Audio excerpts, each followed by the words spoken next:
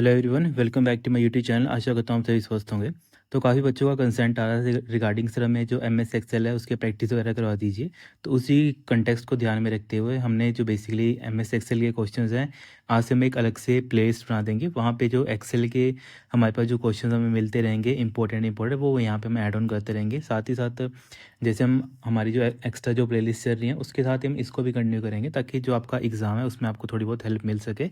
फिर यहाँ पे क्वेश्चन नंबर फर्स्ट, यहाँ पे आज हम कंटिन्यू करते हैं। क्वेश्चन नंबर 1 है यहाँ पे, what is a keyboard shortcut to open an already existing spreadsheet in M X Excel 365। यहाँ पे बात की है कि अगर आपको ऑलरेडी आपको क्या करना है, एक एग्जिस्टिंग स्प्रेडशीट कोई भी आपके पास मान लेते हैं एक्सेल की शीट है, अगर आपको उसको ओपन करना है तो उसके लिए आपके पास कौन सी शॉर्टकट कमांड आती है।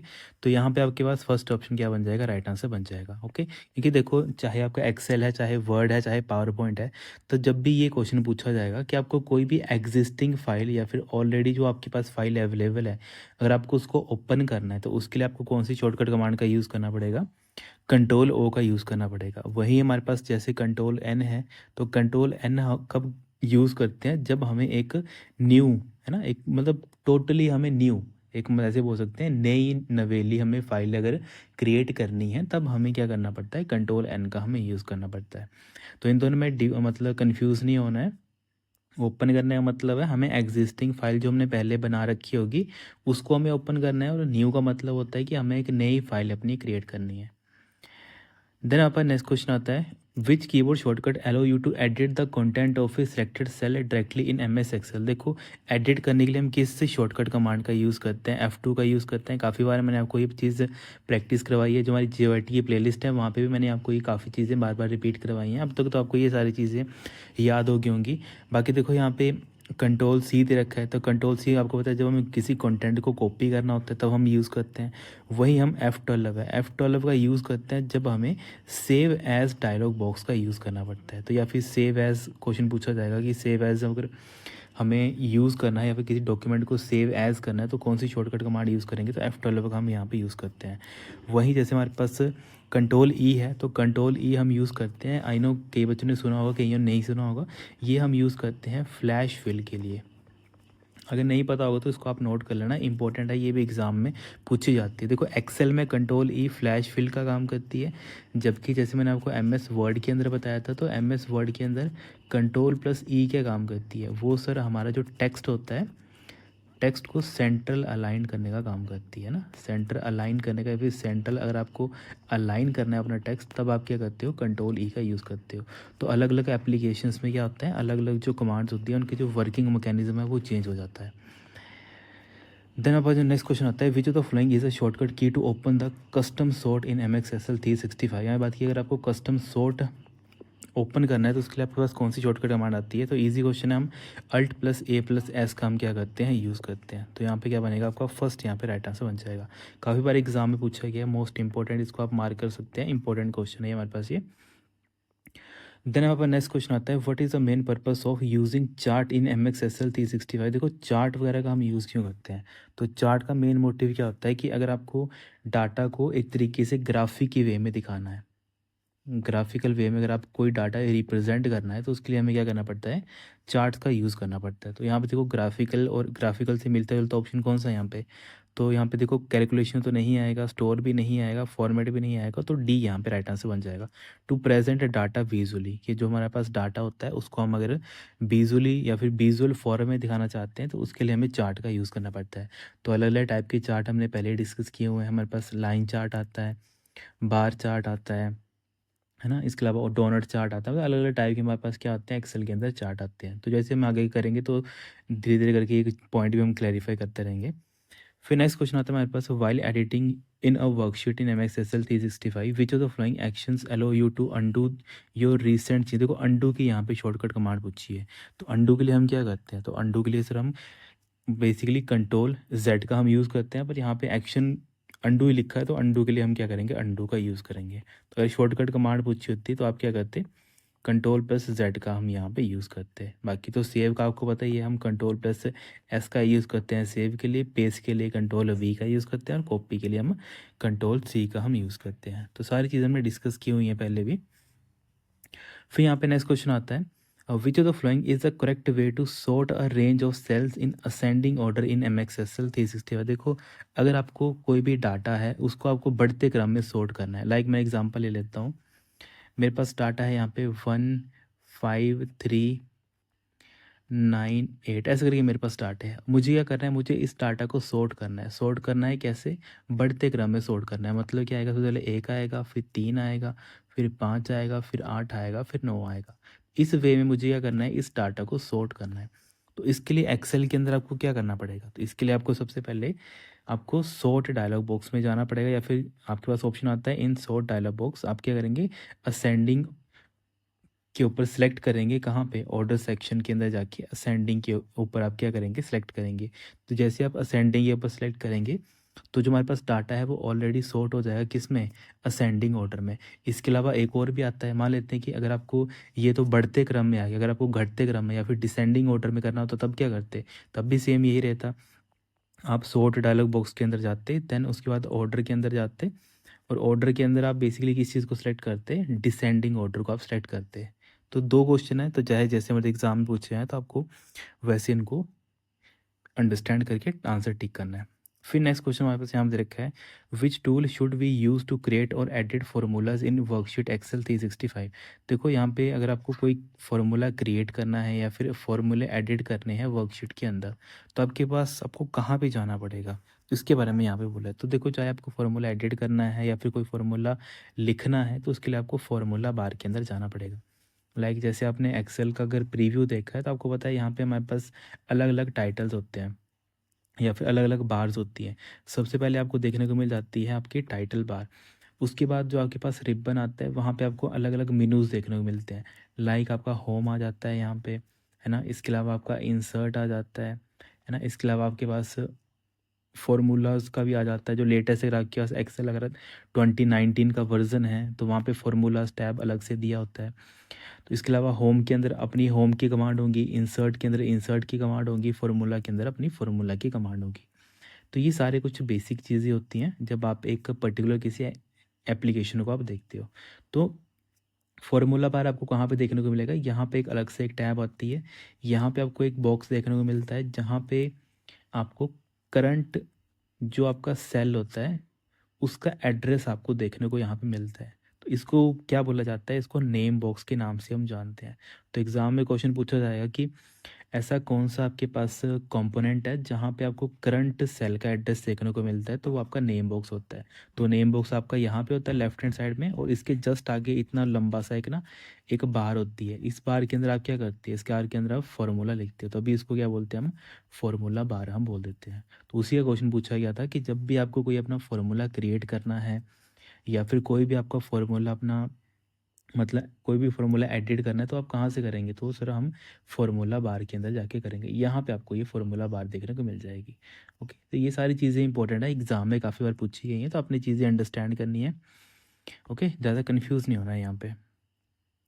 फिर यहाँ पर जो नेक्स्ट क्वेश्चन आता है, which of the following statement is incorrect regarding cell addresses in MXSL 365। देखो, सेल एड्रेस के कॉन्टेक्स्ट में कौन सी स्टेटमेंट है जो यहाँ पे हमारे पास गलत है ना। तो यहाँ पे देख लेते हैं। यहाँ पे क्वेश्चन नंबर फर्स्ट दे रखा है, ऑप्शन नंबर फर्स्ट दे रखा है, cell in the first row and the first row is A1। देखो, बात की है कि आपका जो फर्स्ट कॉलम होता है फर्स्ट रो A1 होता है, तो ये बात तो ठीक है हमारी, क्योंकि यहाँ पे इनकरेक्ट पूछा है ना। इनकरेक्ट पूछा है तो मतलब ये ऑप्शन नहीं होगा कि ये स्टेटमेंट हमारी करेक्ट है, एकदम करेक्ट है। फिर नेक्स्ट रखा है, cell in the second column and the third row is B3। देखो, सेकंड कॉलम क्या होता है हमारे पास, B होता है, और थर्ड रो क्या होती है हमारे पास, 3 होती है। लाइक जैसे आप एक्सेल में ऐसे देखते हैं ना, इसको मैं थोड़ा ड्रॉ कर देता हूँ ताकि आपको आइडिया रहे मैं क्या बात कर रहा हूँ। लाइक देखो, आपको क्या पता है, यहाँ पे हमारे जो ऊपर होता है यहाँ पे कॉलम आते हैं, column A, column B, column C, column D, और ये आगे कंटिन्यू होता है। वहीं हमारे पास यहाँ पे रो आती है 1 2 3 एंड 4। तो देखो, स्टार्टिंग एड्रेस या फिर बोला है कि cell of first column and first row. देखो, फर्स्ट कॉलम और फर्स्ट रो कौन सा आ गया, तो फर्स्ट कॉलम और फर्स्ट रो सर हमारा ये वाला आ गया। तो इसका एड्रेस क्या है, इसका एड्रेस हमारे पास क्या आता है, A1। तो ये स्टेटमेंट इसलिए हमारी करेक्ट थी। फिर नेक्स्ट रखा है, cell in the second column and third. तो देखो, सेकंड कॉलम ये वाला रहा हमारे पास, और थर्ड रो हमारे पास ये रहा। तो सेकंड रो और थर्ड कॉलम कहाँ पे मिल रहा है हमारे पास, ये सर ये हमें B3 के ऊपर मिल रहा है। तो ये स्टेटमेंट भी हमारे पास ठीक है। फिर दे रखा है हमारे पास रोज़ आर आइडेंटिफाइड बाय नंबर। तो देखो रोज़ हम कैसे आइडेंटिफाई कर रहे हैं, तो यहाँ पे खुद देखो मैंने क्या किया है, यहाँ पे रो कैसे लिखी है, ये सारी की सारी क्या है मेरी रोज़ हैं। रो मैंने कैसे लिखी है, न्यूमेरिक में लिखी है, मतलब नंबर्स की वे में लिखी है। जबकि जो हमारे कॉलम्स होते हैं इनको हम कैसे लिखते हैं, इनको हम अल्फ़ाबेट्स के नाम, मतलब अल्फ़ाबेट के थ्रू हम लिखते हैं। तो ये भी क्वेश्चन पूछा जाएगा, तो आपने कंफ्यूज नहीं होना है। कॉलम्स हम एक्सेल के अंदर अल्फ़ाबेट के थ्रू लिखते हैं, जबकि रो हम नंबर्स की वे में लिखते हैं। तो ये स्टेटमेंट भी हमारी यहाँ पे करेक्ट बन जाएगी। तो इसका मतलब है डी ही हमारी गलत हो जाएगी यहाँ पे। तो columns are identify by number, तो नंबर से हम आइडेंटिफाई नहीं करते हैं, हम किससे करते हैं इसको, अल्फ़ाबेट से हम इसको आइडेंटिफाई करते हैं। तो यहाँ पे डी आपका इनकरेक्ट स्टेटमेंट या फिर यहाँ पे राइट आंसर आपका डी यहाँ पे ऑप्शन बन जाएगा। तो ऐसे करके आपने ये सारी चीज़ें छोटी छोटी पॉइंट्स इनको आपने क्लैरिफाई करना है। फिर नेक्स्ट क्वेश्चन आता है हमारे पास, which of the following is the correct sequence to insert a row above the given row in M X XL 365 spreadsheet. यहाँ पे बात की है अगर आपको पर्टिकुलर रो के ऊपर कोई रो ऐड करनी है तो आप कैसे करेंगे, उसके बारे में यहाँ पे बोल रहा है। देखो होता है क्या है, जैसे मान लेते हैं आपका ये आ गया, ये आपके एक्सेल की शीट आ गई है ना, मान लेते हैं आपका ये आ गया रो नंबर 1, रो नंबर 1 आ गई, रो नंबर 2 आ गई, रो नंबर 3 आ गई, रो नंबर 4 आ गई। अभी आप क्या कर रहे हो, अभी आप काम कर रहे हो यहाँ पे तीसरी नंबर रो के ऊपर आप कोई ना कोई काम कर रहे हो। आप क्या चाहते हो कि आपको सर तीसरी नंबर से ऊपर वाली रो में एक क्या करना है, ऐड करनी है, एक रो एक्स्ट्रा ऐड करनी है, मतलब खाली रो यहाँ पे ऐड करनी है। तो वो ऐड करने के लिए आपको क्या करना पड़ेगा, सबसे पहले आपको कहाँ पे जाना पड़ेगा, आपको जो सेल है उसको सिलेक्ट करना पड़ेगा। मान लेते हैं कि मुझे इससे ऊपर क्या करना है, इससे ऊपर एक रो ऐड करनी है, तो मैं यहाँ पे इसको सिलेक्ट करूँगा, इसके ऊपर क्लिक करूँगा, फिर यहाँ पे क्या करूँगा, मतलब क्या आ जाएगा, इंटायर रो को सिलेक्ट करके इंसर्ट करके लेफ़्ट क्लिक करके, एक सेकंड यहाँ पे उल्टा हो गया, हम क्या करेंगे बेसिकली हमने जो पर्टिकुलर सेल था उसको हम क्या करेंगे, सेलेक्ट कर लेंगे। सेलेक्ट करने के बाद हम क्या करेंगे, वहाँ पे इंसर्ट राइट क्लिक करके इंसर्ट के ऊपर जाएंगे। इंसर्ट के बाद हम क्या करेंगे, वहाँ पे इंटायर रो के ऊपर क्लिक कर देंगे। एक्चुअल में होता क्या है, इसको आप ऐसे समझो स्टेप में, सबसे पहले आपने इसको सिलेक्ट कर लिया। सेलेक्ट करने के बाद आप क्या करेंगे, राइट क्लिक करेंगे। राइट क्लिक करने के बाद आपके पास एक कॉन्टेक्स्ट मेनू ओपन हो जाएगा, है ना, उसमें अलग अलग चीज़ें आपसे मतलब आ जाएंगी वहाँ पे। उसी में से एक ऑप्शन आएगा कि इंसर्ट रो, ठीक है, इंसर्ट रो, ठीक है। इंसर्ट रो में दो तीन चीज़ें होती हैं, जो नया एक्सेल है वहाँ पे तो दो तीन चीज़ें पूछी जाती हैं कि आपको इंसर्ट रो ऊपर करना है, बॉटम करना है, कहाँ पे करना है, वो पूछी जाती है। और बाय डिफ़ॉल्ट क्या होता है कि जो आपकी रो होती है हमेशा आपकी ऊपर क्या होती है, इंसर्ट होती है। इसका मतलब क्या होता है कि जब भी आप एक्सेल के अंदर कोई रो इंसर्ट करेंगे, ठीक है, यहाँ पे थोड़ा स्पेस कम है, ठीक है, थोड़ा मैं इसको ऐसे जूम करके बता देता हूँ आपको। लाइक जैसे यहाँ पे आपका ये आ गया, आपकी मान लेते हैं एक शीट आ गई, एक्सेल की शीट आ गई आपके पास, ठीक है। तो यहाँ पे मान लेते हैं यहाँ पे आ गया आपकी रो नंबर 1, यहाँ पे 2, यहाँ पे 3 और यहाँ पे 4। अभी आप कहाँ पे हैं, मान लेते हैं अभी आप यहाँ पे काम कर रहे हैं। फिर आपको याद आया कि सर मुझे एक और एक्स्ट्रा रो ऐड करनी थी, है ना, 3 के ऊपर मुझे एक और एक्स्ट्रा रो ऐड करनी थी। इसके बाद आपका जब आप रो ऐड कर दोगे तो आपके पास कैसा आ जाएगा, ये देखने को कैसा मिलेगा आपको, एक आपकी ये थी, दो आपकी ये थी, तीसरी आपकी ये होगी, और फिर यहाँ पे 4 एंड 5। तो यहाँ पे ऐसे समझ लो कि पहले आपके पास क्या थी, यहाँ पे 1 2 तो आपके पास पहले ही थी, 3 4 भी आपके पास पहले ही थी, पर जैसे आपने इंसर्ट रो किया तो 3 से पहले एक और रो ऐड होगी, और वो रो मैं चलो ऐसे हाईलाइट कर देता हूँ। तो ऐसे करके एक आपकी क्या होगी, यहाँ पे एक रो यहाँ पे ऐड ऑन होगी, और इसका क्या होगा, नंबरिंग बाद में चेंज हो जाएगी। 2 के बाद 3 ये बन जाएगा, अगले वाला 4 बन जाएगा, और उससे अगले वाला क्या बन जाएगा, 5 बन जाएगा। तो रो ऐड करने का तरीका होता है ये, क्या क्या करोगे आप, राइट क्लिक करोगे, यहाँ पे सिलेक्ट सेल कोई भी है जिसके ऊपर आपको इंसर्ट करना है उसको आप सिलेक्ट करोगे।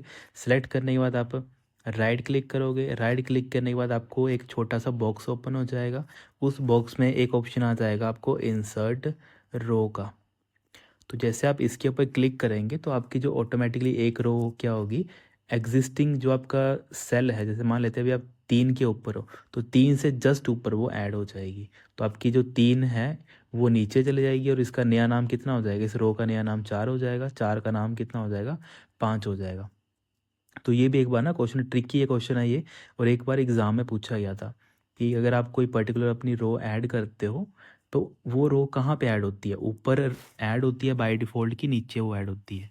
तो ऐसे करके आपने कन्फ्यूज़ नहीं होना है। तो एग्ज़ाम में क्वेश्चन पूछा जाएगा कि जब भी हम रो इंसर्ट करते हैं तो बाय डिफ़ॉल्ट क्या होती है, वो हमारे ऊपर ही या फिर जो एग्जिस्टिंग सेल से ऊपर वो क्या होती है, ऐड होती है।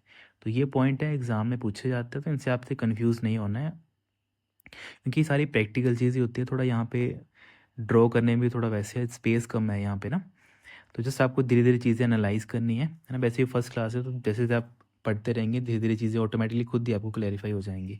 फिर नेक्स्ट क्वेश्चन आता है हमारे पास, what feature of Microsoft Excel 365 used to present data visually through a graphical representation. तो ग्राफिकल रिप्रेजेंटेशन के लिए हम क्या करते हैं, चार्ट का हम यूज़ करते हैं। तो ए ही यहाँ पे राइट आंसर हो जाएगा, है ना। इसके अलावा हमें अलग अलग टाइप के चार्ट पढ़ेंगे, जैसे धीरे धीरे आएंगे तो हम बाकी चीज़ें में धीरे धीरे डिस्कस करेंगे।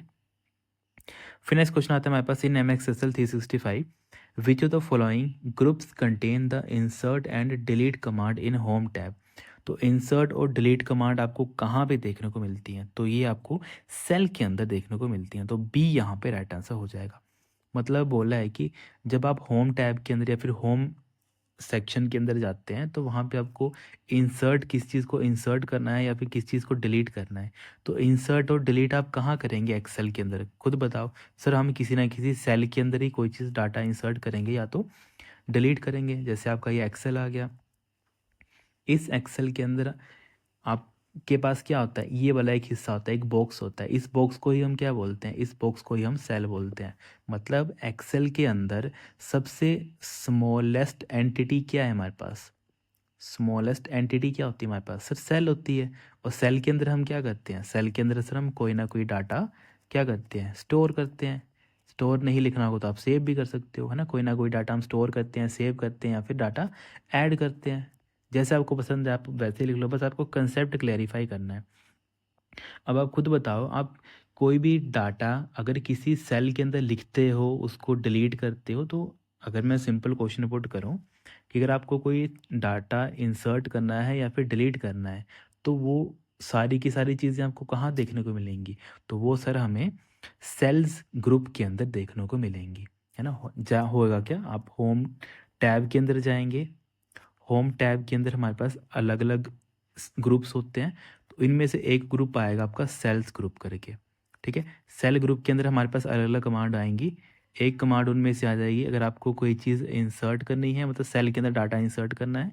दूसरा आ जाएगा सेल के अंदर आपको कोई डाटा डिलीट करना है।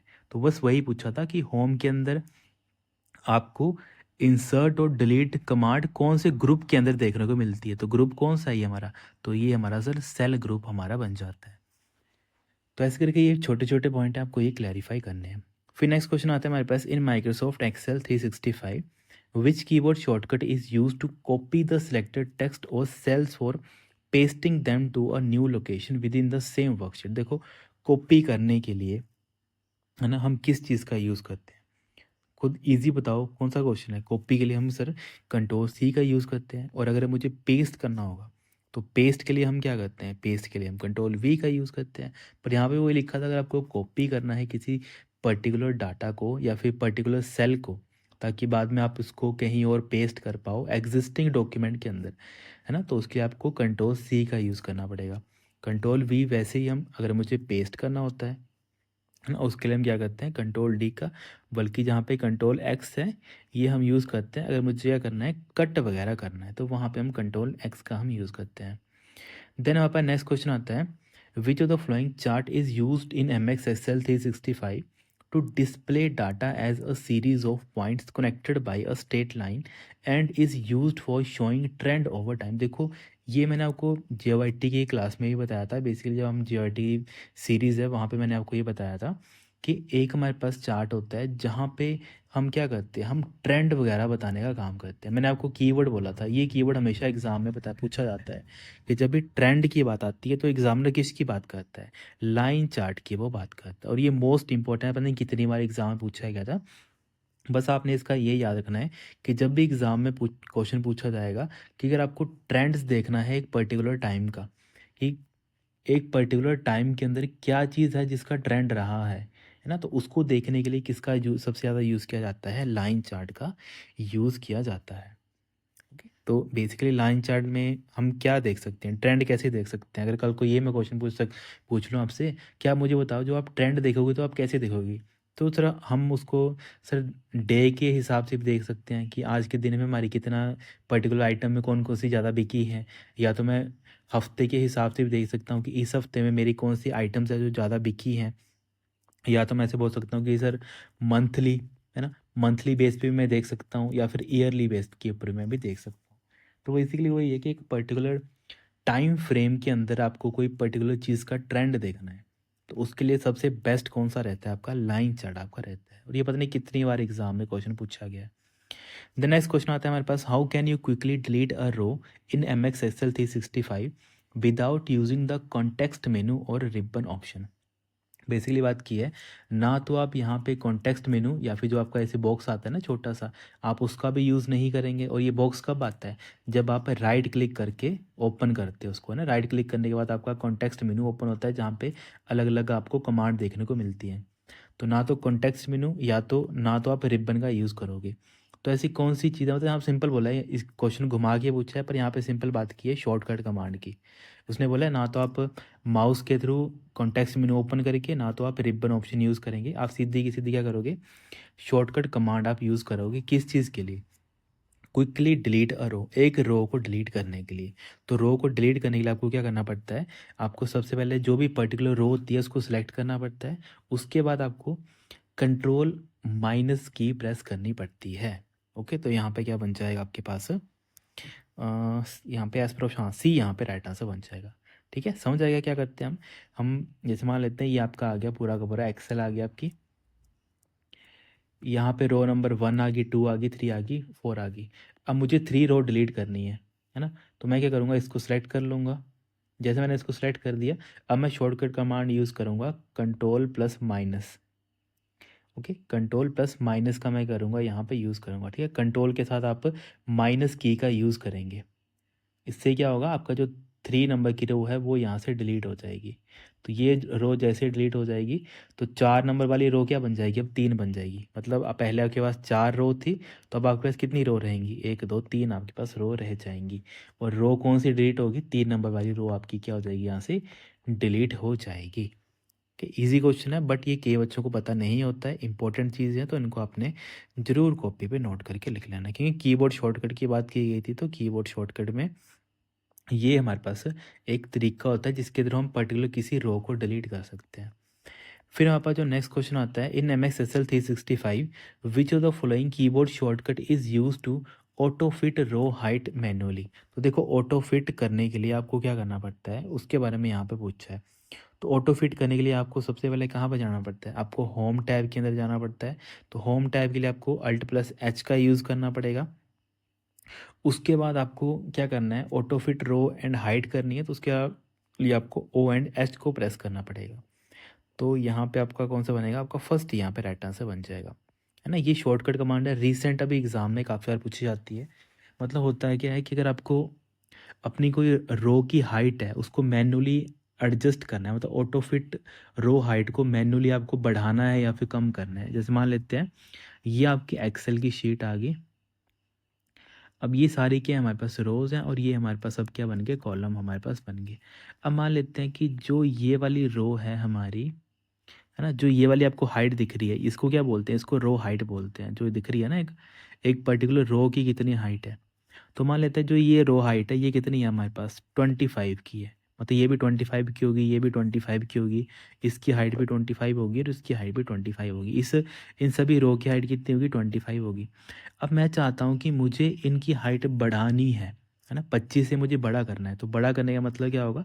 जब ये थोड़ा बड़ा हो जाएगा तो ये रो हाइट हमारी ऐसी हो जाएगी थोड़ी, 1 2 3 4 5, मतलब ये कुछ ऐसी हो जाएगी, 1 2 3 और 4 और 5। मतलब जहाँ पे ये आपको 25 हाइट दिख रही थी, अब मान लेते हैं ये मैंने कर दी यहाँ पे 30। ठीक है, ये कितनी होगी? ये भी 30 होगी, तो ये भी 30 होगी। तो ये मतलब होता है रो हाइट बढ़ाने का। कई बच्चों को पता नहीं होता कि सर रो हाइट का मतलब क्या होता है।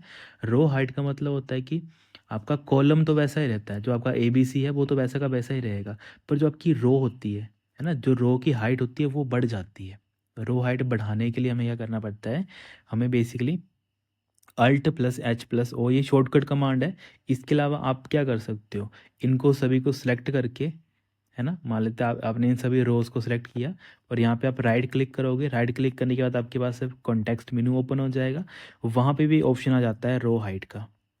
ठीक है, दो तरीके हैं, जो मर्जी एग्जाम में पूछा जाएगा, दोनों राइट बन जाते हैं। अगर आपको पर्टिकुलर किसी सेल की हाइट बढ़ानी है तो आप उस सेल को क्लिक करेंगे। क्लिक करने के बाद मतलब उसके बाद सेलेक्ट करने के बाद उसको राइट क्लिक करेंगे। सबसे पहला काम सेलेक्ट करने का, उसके बाद राइट क्लिक करोगे। राइट क्लिक करने के बाद आपके पास एक कॉन्टेक्स्ट मेनू ओपन हो जाएगा।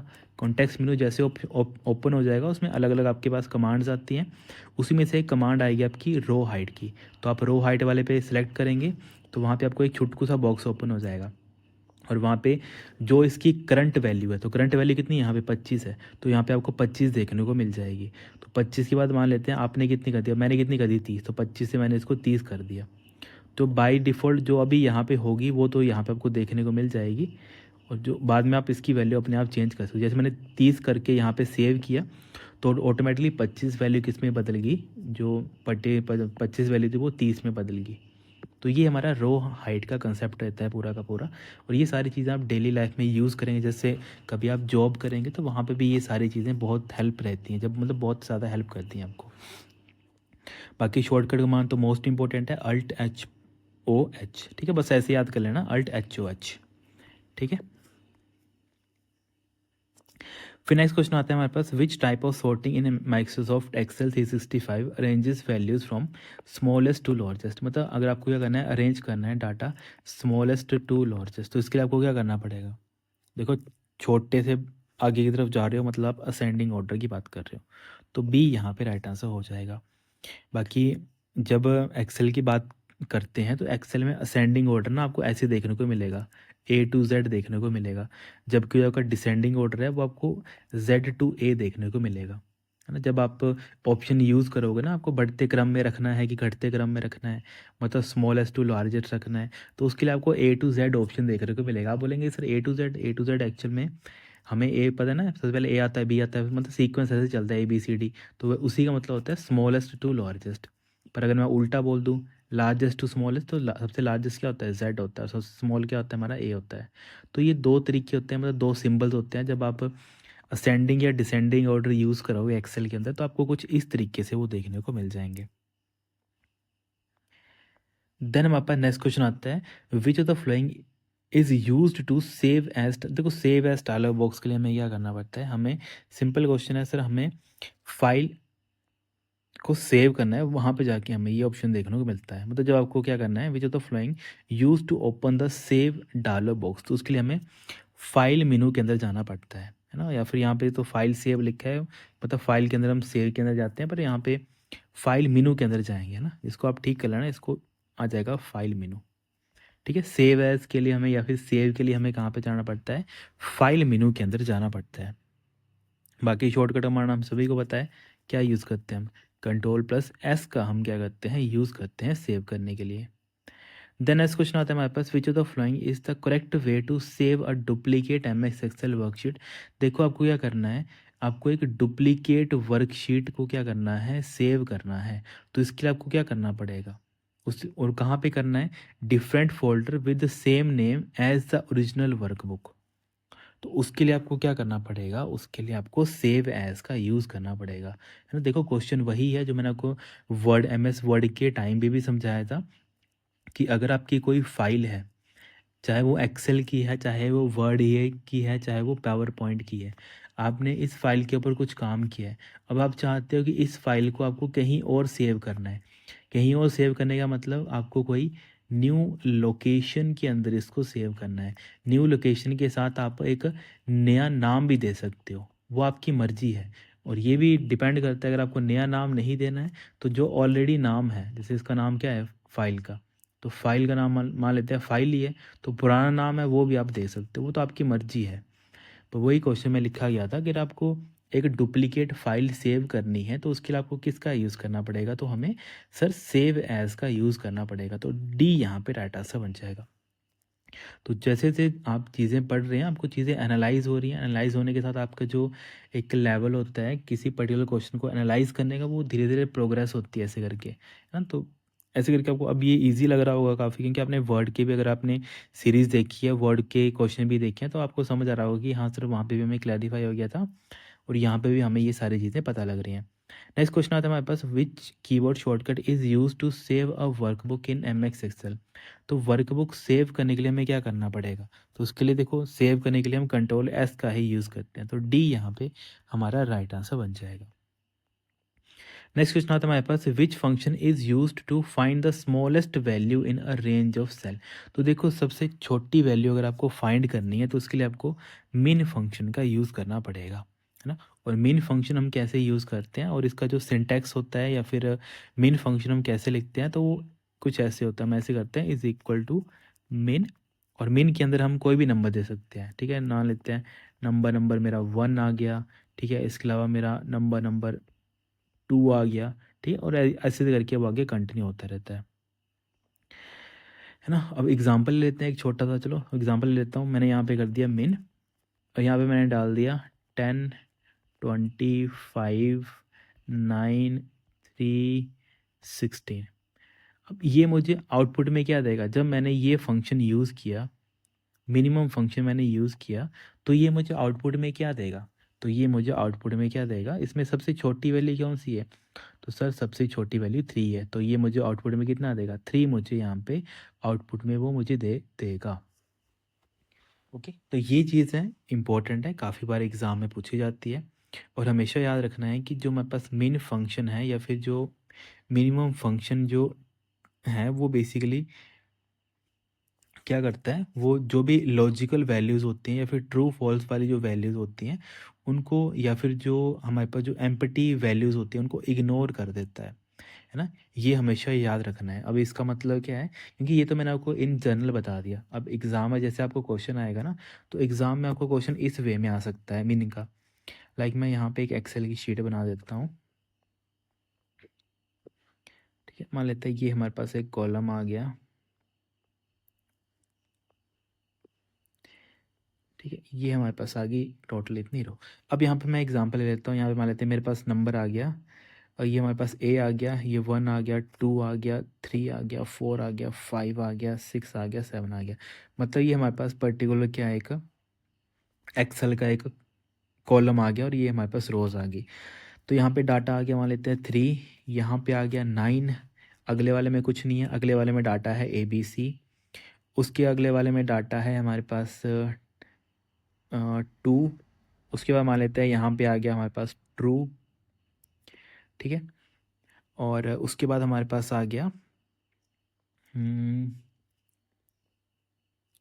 उसके बाद आ गया, मान लेते हैं यहाँ पे आ गया 20, ठीक है? समझाने के लिए चलो इतना बहुत है। अब देखो यहाँ पे क्या होगा, जब मैं यहाँ पे मेन फंक्शन यूज़ करूँगा, मैंने क्या किया, मैंने लिखा is equal to main function. अब इसके अंदर मैंने क्या बोल दिया, मेरी रेंज कहाँ से कहाँ तक है? रेंज मेरी यहाँ से लेके यहाँ तक है। मतलब एग्ज़ाम में क्वेश्चन आएगा, मेन मेन के अंदर दे दिया जाएगा A1 से लेकर आपका A7 तक के जो एलिमेंट्स हैं। तो A1 से लेके A7 मतलब यहाँ से स्टार्ट होके यहाँ तक, ये टोटल जितने भी एलिमेंट, अब ये क्या हो जाएंगे, ये ऑटोमेटिकली हमारी रेंज में आ जाएंगे, है ना? ये क्या बताता है, ये चीज़ हमें बताती है कि कितनी हमारी रेंज है। तो अब इसका राइट आंसर क्या आएगा? तो अब इसका राइट आंसर कितना आ जाएगा? 2 यहाँ पे हमें राइट आंसर देखने को मिल जाएगा। अब यहाँ से क्वेश्चन क्या क्या पुट हो सकते हैं? क्वेश्चन पुट हो सकते हैं कि जो मिन है, इसमें सर एरर क्यों नहीं आया? क्योंकि यहाँ पे तो देखो ABC भी है, ट्रू भी है, यहाँ पे खाली जगह भी है, ये देखो खाली जगह भी है, तो यहाँ पे एरर क्यों नहीं आया? तो यही मैं आपको बोल रहा हूँ कि जो हमारे पास मेन फंक्शन होता है, वो क्या करता है, वो इग्नोर कर देता है, ठीक है? इग्नोर कर देता है किस किस चीज़ को? एक तो अगर कोई हमारे पास ब्लैंक सेल है, ब्लैंक सेल नहीं लिखा हुआ तो एम्प्टी सेल लिखा हुआ एग्ज़ाम में, एम्प्टी सेल को इग्नोर कर देता है। इसके अलावा अगर कोई हमारे पास टेक्सचुअल डाटा है, जो टेक्स्ट वगैरह का डाटा है, इसको वो इग्नोर कर देता है। लाइक ये हमारा टेक्स्ट का डाटा था तो इसने इसको इग्नोर कर दिया, ये हमारे पास खाली जगह थी तो इसने इसको इग्नोर कर दिया। इसके अलावा जो हमारे पास लॉजिकल वैल्यूज़ होती हैं, है ना। लॉजिकल वैल्यूज़ क्या होती हैं, या फिर जो लॉजिकल वैल्यूज़ क्या क्या हो सकती हैं। लॉजिकल वैल्यू दो ही होती हैं, क्या क्या हो सकती हैं, या तो कोई वैल्यू लॉजिकल ट्रू होगी, या तो कोई वैल्यू हमारे पास फॉल्स होगी। दो ही चीज़ें लॉजिकल में आती हैं ना। तो यहाँ पे देखो लॉजिकल वैल्यू क्या है, एक यहाँ पे से लॉजिकल वैल्यू है, तो ये क्या करता है, इसको भी इग्नोर कर देता है। तो ये एक बार एग्जाम में ना क्वेश्चन पूछा गया था कि ऐसा कौन, मतलब जो मिनी फंक्शन है या फिर जो आपको मिनिमम वैल्यू प्रोवाइड करता है, वो क्या क्या चीज़ें इग्नोर करता है। तो वो ब्लैंक सेल को सर इग्नोर कर देता है, या फिर एम्प्टी सेल है उसको इग्नोर कर देता है। इसके अलावा कोई भी टेक्स्ट का डाटा है, अगर आपने रेंज के अंदर गलती से कोई टेक्स्ट का डाटा दे दिया है तो वो उसको भी इग्नोर कर देता है। साथ ही साथ अगर कोई लॉजिकल वैल्यू भी इन बिटवीन गलती से आ गई है बीच में, है ना, जैसे यहाँ पे इन बिटवीन गलती से लॉजिकल वैल्यू आ गई थी तो इसने इसको इग्नोर कर दिया, टेक्स्ट के डाटा को इसने इग्नोर कर दिया, और साथ ही साथ जो खाली स्पेस था इसने क्या किया, इसको भी यहाँ पे इग्नोर कर दिया। तो ये इंपॉर्टेंट रहता है जब आप मिन फंक्शन के बारे में पढ़ते हैं। तो यहाँ पे क्या बन जाएगा आपका डी, यहाँ पे राइट आंसर बन जाएगा। काफ़ी इंपॉर्टेंट डाटा है, ये सारा आपने कॉपी पे नोट कर लेना है। फिर नेक्स्ट क्वेश्चन आता है हमारे पास, which of the following function provide the sum of values entered in a range. देखो सम ऑफ वैल्यू एक पर्टिकुलर रेंज के अंदर, तो इसके लिए हमें क्या करना पड़ता है, इसके लिए हमें सम फंक्शन का यूज़ करना पड़ता है। तो डी यहाँ पे राइट आंसर हो जाएगा। जैसे वही एग्जांपल ले लेते हैं सेम ही, कि यहाँ पे हमारे पास एक रेंज आ गया, ठीक है, ये हमारे पास ए आ गया, ये 1 2 3 4 5 है ना। यहाँ पे डाटा आ गया 10 आ गया, 20 आ गया, 10 आ गया, 10 आ गया और 10 आ गया। ठीक है, एग्जांपल ले लेते हैं।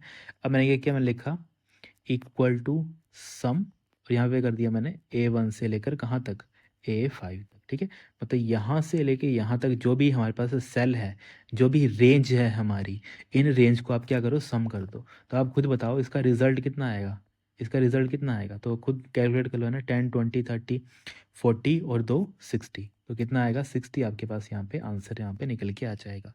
तो सम फंक्शन है, ऐसे ही वो वर्क करता है। फिर नेक्स्ट क्वेश्चन आता है हमारे पास, which of the following is the correct shortcut key to open the existing M X Excel. देखो एग्जिस्टिंग फाइल को ओपन करने के लिए, इजी क्वेश्चन है, काफ़ी बार रिपीट भी हो गया ये काफ़ी बार एग्जाम में पूछा गया है, तभी ये बार बार रिपीट हो रहा है। तो यहाँ पे बी आपका राइट आंसर बन जाएगा। नेक्स्ट क्वेश्चन आता है, in which default format spreadsheet saved in M X. देखो स्प्रेडशीट का बाय डिफ़ॉल्ट एक्सटेंशन क्या होती है उसके बारे में यहाँ पे पूछा है। तो हमारे पास XLSX यहाँ पे क्या बन जाएगा, राइट आंसर बन जाएगा। अब देखो जब मैंने आपको एक्सेल के बारे में बताया था, मैंने एक आपको बताया था कि हम बात कर लेते हैं MS ऑफिस 2007 की, है। ये हमारे पास आता है एक टाइमलाइन की तरह, आप समझ लो इसको 2007। अब 2007 से पहले और 2007 और 2007 के आगे के जो भी हैं, ठीक है, बस ऐसे करके आप इसको समझ लो। अगर 2007 से पहले कोई भी है, अब ये बात कर रहा हूँ मैं पर्टिकुलर भी एक्सेल की बात कर रहा हूँ, है ना, एक्सेल सॉफ्टवेयर की मैं बात कर रहा हूँ। अगर एक्सेल पूछा जाएगा, आप बताओ एक्सेल हमारे पास जो 1998 का वर्ज़न था, या फिर एक्सेल 2000 हमारे पास 3 था, उसमें बाय डिफ़ॉल्ट जो हमारी एक्सेल की जो फाइल सेव होती थी, ठीक है, वो कैसे सेव होती थी, तो वो हमें याद रखना है .xls से हम उसको क्या करते थे, सेव करते थे।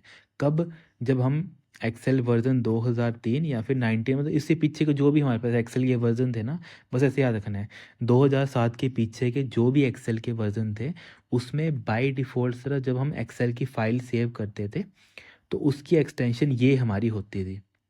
जबकि एक्सेल 2007 या फिर उसके आगे जो भी एक्सेल आए हैं, उसमें बाय डिफ़ॉल्ट जब हम फाइल सेव करते हैं तो वो हम .xlsx से हम उसको सेव करते हैं।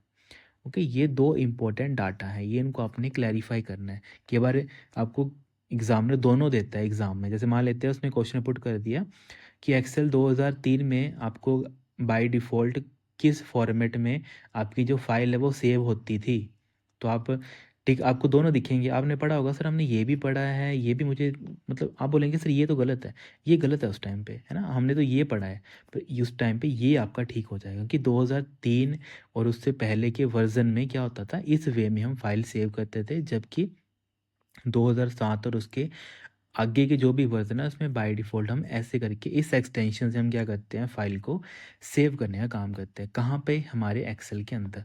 अच्छा सर यहाँ पे तो ये चीज़ हमें क्लैरिफाई होगी, पर है तो दोनों सेम ही है। यहाँ पे हमने एक्स्ट्रा क्या लगाया है, एक्स्ट्रा सर हमने यहाँ पे एक्स ही तो लगाया है।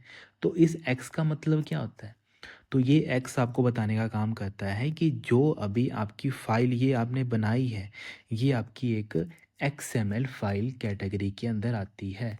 मतलब इसको हम क्या बोल देते हैं, इसको हम एक्सटेंसिबल मार्कअप लैंग्वेज हम बोल देते हैं। ओके, जो हमारा XML है इसकी फुल फॉर्म क्या होती है, इसकी फुल फॉर्म होती है एक्सटेंसिबल मार्कअप लैंग्वेज। और जो कल को यही क्वेश्चन पूछ लिया जाए कि जो आपकी एक्सटेंशन होती है MS एक्सेल के अंदर XL/S/X, तो इसमें जो X है वो किस चीज़ को डिनोट करता है, तो आप बोलेंगे कि सर वो XML फाइल को डिनोट करता है। और XML फाइल की फुल फॉर्म पूछ ली जाए तो उसकी फुल फॉर्म क्या होती है, एक्सटेंसिबल मार्कअप लैंग्वेज। तो ये सारे छोटे छोटे पॉइंट हैं, इनको आपने कॉपी पे नोट कर लेना है। नेक्स्ट क्वेश्चन आता है हमारे पास, which option is usually use to save a new spreadsheet. देखो जब भी आप नई स्प्रेडशीट, मान लेते हैं अभी आपने नई नई एक्सेल ओपन की, वहाँ पे अपना आपने काम किया और उसको आप सेव करते हो, तो सेव करने के लिए आपको क्या करना पड़ता है, उसके बारे में यहाँ पे पूछा है। तो सेव करने के लिए सिंपल सा फंडा है, आप क्या करेंगे, आप मतलब सेव एज का हम क्या करेंगे, यूज़ करेंगे, है ना। तो यहाँ पे ए आपका यहाँ क्या बन जाएगा, राइट आंसर बन जाएगा, है ना। सिंपल वही बोल रहा है कि अगर आपको पर्टिकुलर क्या करना है, इसको सेव करना है, तो सेव करने का क्या करोगे, सिंपल है ना। तो उसके लिए आप सेव एज का यूज़ कर लोगे ना, क्योंकि सेव एज से आप क्या कर सकते हो, किसी जगह पे पर्टिकुलर जाके आप उसको सेव भी कर सकते हो। देन हमारे पास नेक्स्ट क्वेश्चन आता है, what does the cell address C10 represent in an electronic spreadsheet. देखो C10 का मतलब क्या है कि C हमारे पास क्या है, ये हमारे पास सर थर्ड तीसरे नंबर का कॉलम आ जाएगा, और ये 10 क्या है हमारे पास, ये हमारे पास 10th रो हमारे पास ये देखने को मिल जाएगी। तो ये एज पर ऑप्शन देख लेते हैं क्या है, यहाँ पर राइट आंसर बन जाएगा cell in the third column and 10th row. तो यहाँ पे फर्स्ट ही आपका क्या बन जाएगा, राइट आंसर बन जाएगा, है ना। जो मैंने ऊपर आपको बोला ना वही है, देखो ना, ये आपका तीसरा कॉलम आ जाएगा और 10 क्या बन जाएगा, 10 आपकी रो आपकी बन जाएगी, है ना। जैसे आपने यहाँ पे एक्सेल के अंदर देखना है तो यहाँ पे ऐसे ऐसे देख लो आप इसको, ये आपका A आ गया, ये आपका B आ गया, और ये आपका C आ गया, और यहाँ पे 10 है तो इसको कर लेते हैं 1 2 3 4 5 6 7 देन 8 देन 9 और ये 10। ठीक, तो वही लिखा है कि अगर आपका यहाँ पे C10 है तो C10 मतलब आप यहाँ इसकी बात कर रहे हो, है इसकी बात कर रहे हो, इस सेल की आप बात कर रहे हो। तो C10 का मतलब क्या है कि जो आपका कॉलम है, तो कॉलम कौन सा है, तो तीसरे नंबर का कॉलम है ना, 1 2 3 तीसरे नंबर का कॉलम है। और जबकि रो कौन सी है, तो रो हमारी 10वीं नंबर की रो है ना। रो में तो ऑटोमेटिक नंबर आ ही जाते हैं, केवल बच्चे कॉलम में कन्फ्यूज़ होते हैं। तो कॉलम C कौन से नंबर को रिप्रेजेंट करता है, न्यूमेरिक वैल्यू 3 को वो रिप्रेजेंट करता है। तो ऐसे करके आपका ए आपका यहाँ पे राइट आंसर हो जाएगा, है ना। तो ठीक है स्टूडेंट्स, आज के लिए हम इतना रखते हैं, बाकी जो इसके आगे क्वेश्चन उसको हम नेक्स्ट पार्ट में डिस्कस कर लेंगे। बाकी अभी इस क्लास में कोई आपको डाउट या फिर कुछ चीज़ें नहीं क्लैरिफाई हुई हैं तो काइंडली आप कमेंट करके पूछ सकते हो। बाकी अभी तो बिल्कुल बेसिक बेसिक चीज़ें हैं, बाकी धीरे धीरे जैसे हम क्वेश्चन और ऐड ऑन करते रहेंगे, काफ़ी अच्छे अच्छे क्वेश्चन भी आगे ऐड ऑन किए गए हैं। तो बाकी धीरे धीरे जैसे हम आगे कंटिन्यू करेंगे तो धीरे धीरे आपका जो लेवल है ऑटोमेटिकली आपका अप होता रहेगा। ये कई बच्चे तो उनको बिल्कुल भी क्लैरिफाई नहीं होते, बिल्कुल भी ऐड ही नहीं होते, तो उनके लिए भी ऐसा होता है कि कई बच्चे बोलेंगे कि सर बहुत ईज़ी है, बहुत मतलब ऐसे ही क्वेश्चन है, हमें भी सारे आते हैं। पर आप सभी का देखो ना, आप अपना मत देखो सिर्फ ना, कि कई बच्चे होते हैं इनको बिल्कुल भी कई चीज़ें नहीं पता होती हैं, तो उनको स्टार्टिंग से पढ़ाना होता है। तो उस पे हमें थोड़ा-थोड़ा करके उनका भी नॉलेज बेस आपके बराबर हो जाए। आपको कोई चीज़ एक्स्ट्रा आती है तो आप कमेंट करके बताया करो नीचे, है ना, ताकि जो आपके साथ में जो बच्चे पढ़ रहे हैं उनको भी काफ़ी हेल्प मिलती है। जितना आप नॉलेज शेयर करते हो इनडायरेक्टली आपका ही नॉलेज बढ़ता है। ये मैंने आपको काफ़ी बार बोली है चीज़, और ये एक्चुअल में ये इम्प्लीमेंट होती है चीज़ें ये सारी। ओके, हाँ चलो ठीक है friends, thank you so much, have a great day.